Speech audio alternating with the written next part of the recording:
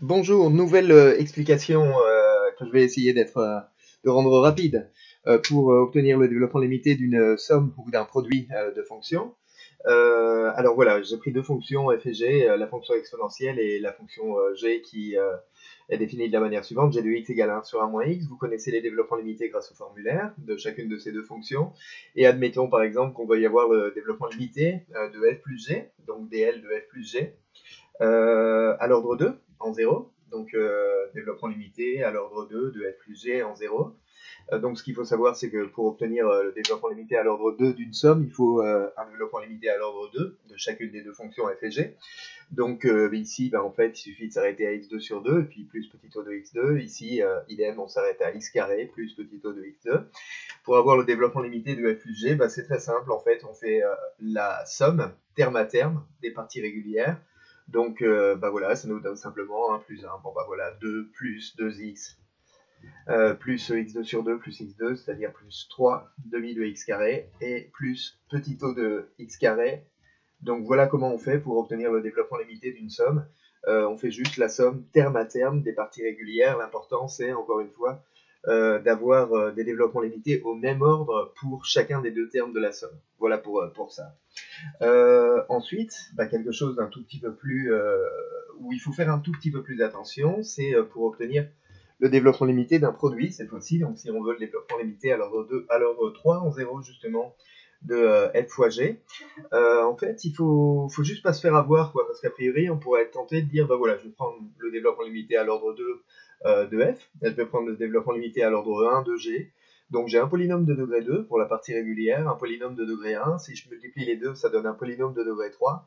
Ah bah oui, mais ok, en fait, ça va pas marcher comme ça, parce que si on fait ce produit, on va obtenir un polynôme de degré 3, mais qui sera pas du tout le dl de f fois g, parce qu'on va oublier des termes en cours de route. Donc, on va rendre ça explicite par le calcul, mais l'idée, c'est, comme pour les sommes, si on veut un développement limité à l'ordre 3 du produit, il faut prendre la partie régulière du dl à l'ordre 3 de f et la partie régulière du dl à l'ordre 3 de g, et multiplier ces deux parties régulières entre elles.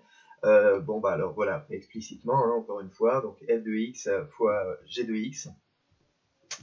Son développement limité à l'ordre 3 va être obtenu en prenant donc la partie régulière du dl de l'exponentielle, 1 plus x2 sur 2 plus x3 sur 6.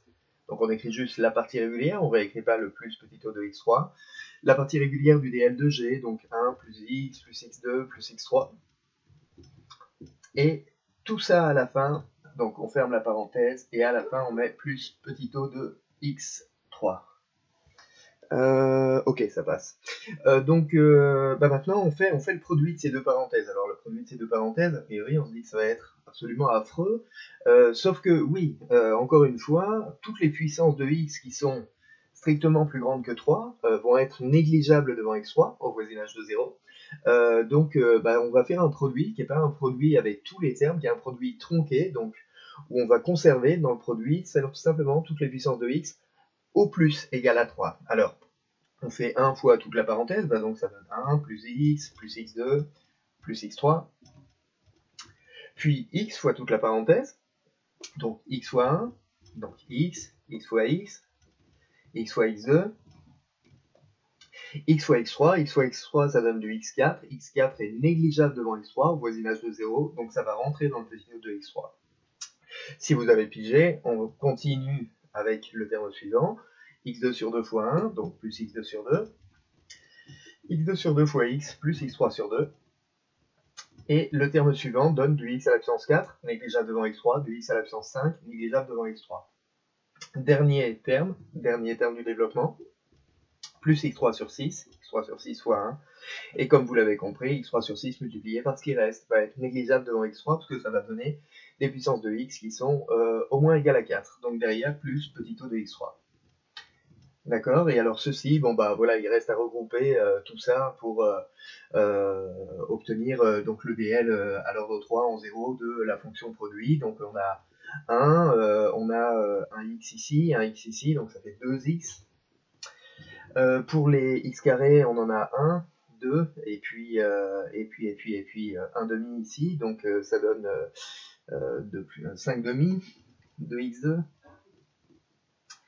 Alors c'est le matin, alors là ça va être terrible pour le terme qui intervient. Donc on a 2x3, x3 sur 6, x3 sur 2. Alors si on met tout sur 6, ça fait 12, 13, 16, 16 sur 6, 8 sur 3. 8 sur 3 x3 plus petit o de x3. Et donc voilà comment on fait pour obtenir le développement limité d'un produit. Donc retenir la chose suivante, si on veut le DL à l'ordre 3 du produit, on a besoin du DL à l'ordre 3 de chacun des deux termes du produit.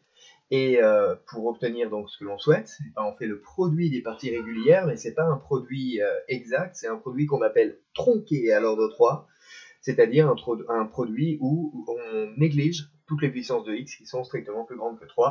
Voilà comment on parvient à ce résultat. Et j'espère que ce petit tuto vous aura aidé à comprendre comment on fait pour obtenir le développement limité d'une somme ou d'un produit de fonction. Si ce n'est pas le cas, comme d'habitude, envoyez-moi des messages, n'hésitez pas à poster vos questions. Et sur ce, à très bientôt et bonne suite de journée. Au revoir.